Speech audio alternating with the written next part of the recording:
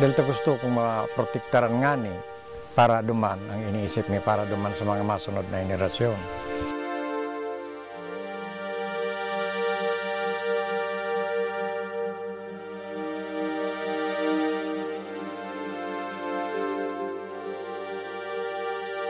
Ang sa kuyang obligasyon, iyon saro ako sa in charge ako sa Fish Sanctuary.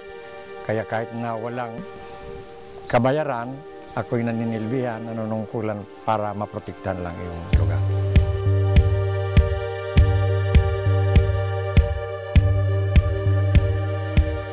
Ang Marine Protected Area ng Uson Fish Sanctuary and Pungkubunga Buwang Marine Reserve, nagsimula actually yan, inisyatibo ng isang barangay captain, chairman, in the person of Mr. Manuel Basaliote. Ang sakuyang intensyon, to protect ang samuyang kadagatan. Mula doon, hanggang sa series na sinasabi ko, consultation, na gawa, na i-declare ito legally by virtue of an ordinance, yung Uson Fish Sanctuary and Marine Reserve.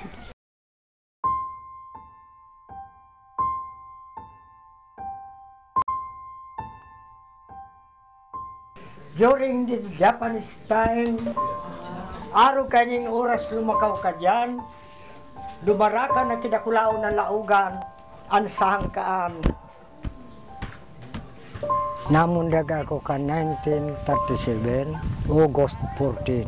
Kung kan pagkamundag ko, di din ako sa Kaglaray.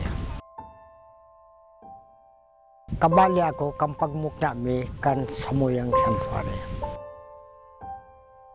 Nagkaigwa kami kay isip na protektaran mo yan. Ta primero, ang mga coral reefs baga, saroan kan mga shelter, kan mga marine product.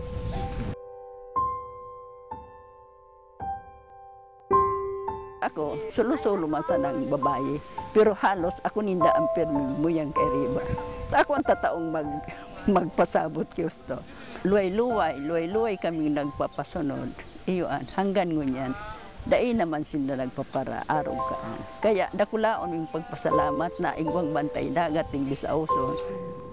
Kaya gani garotong ko, what is your purpose? Ang purpose ko, sumaresibi man kan mga next generation, so kan panahon na pinagkukuami dyan, makabalik mangrarata. Sa kuyang hiling, obserbasyon, kaipuhan, edukaron, pamatahon ining mga kakian na may pagbalasakit sa kadagatan, lalo na ining diniklear na Fish Sanctuary.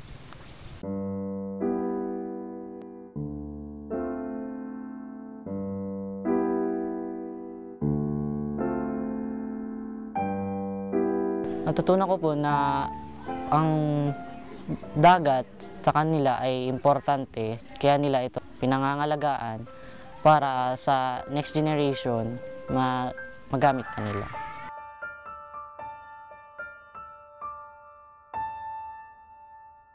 Pag hindi po natin pinangalagaan yung karagatan, syempre po, hindi na po tayo makakakuha ng mga isda.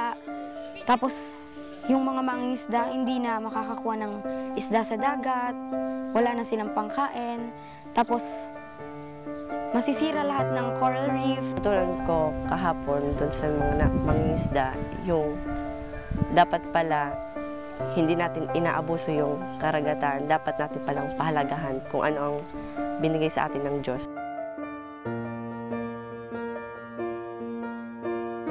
Sinasabi nila na tumatanda na sila. Pero ano ba yung regalo na maibibigay nila sa kabataan? Yun, yung pag-alaga ng karagatan.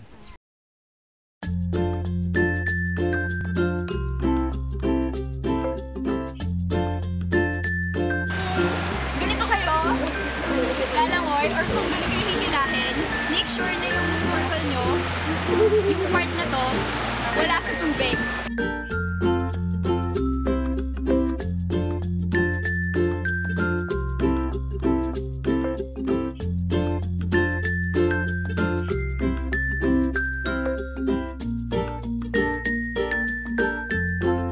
sabi sa amin mga teachers, hindi natin kailangan i-limit yung learning sa four corners ng classroom. So, minsan, kailangan nating lumabas.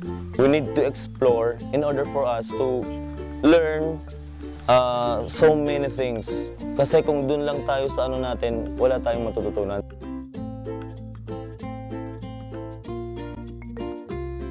Doon sa activity na yun, yung paglabas natin, we go out, pumunta tayo sa sea doon sa fish sanctuary ng Uson.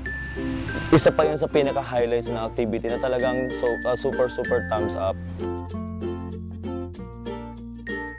Nakakita po ako ng mga iba't ibang klase ng corals, mga isda. Magaganda is coral kasi parang malulusog sila. Talagang nababantayan talaga ng gusto. Marami po akong nakita kahapon, katulad ng mga iba't ibang island, tapos iba't ibang uri ng corals at bati na rin po mga isda. Pinaka-paborito ko po nung nakakita ako ng ng angelfish. White na white talaga po siya.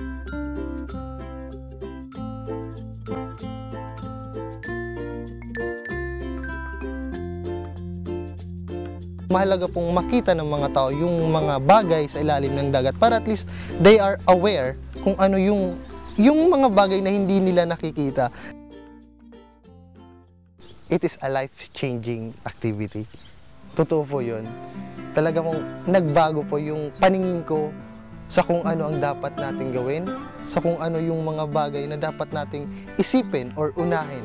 Wag tayong masyadong maging selfish, wag tayong tututok kung ano yung pangangailangan natin.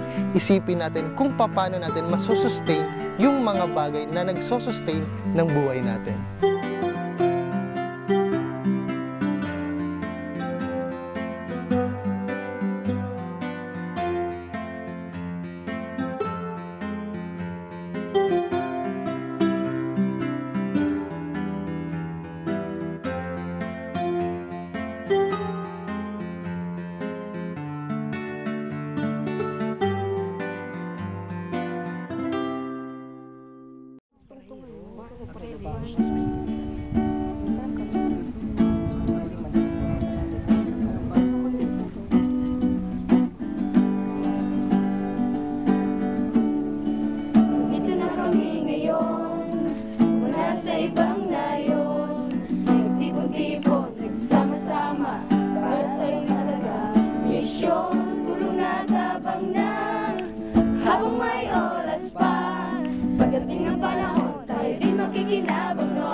It's all about alon, alon, alon, a beautiful alon, alon, alon. We just wanna make the world proud. Forget about the legal fishing. Bumping, bumping, we just wanna bumping, bumping, wanna be protected in our ecosystem. Tulong na, tabang na, habang may oras pa.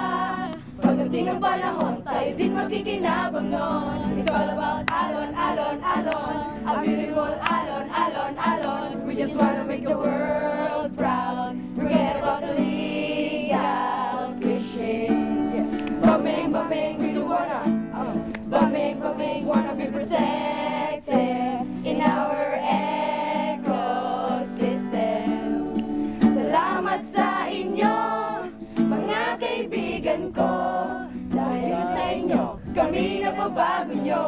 It's all about alon, alon, alon, a beautiful alon, alon, alon. We just wanna make the world proud. Forget about the legal fishing.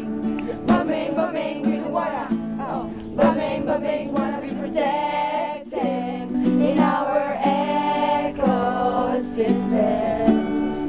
Tulong na, tabang na, habang may oras pa.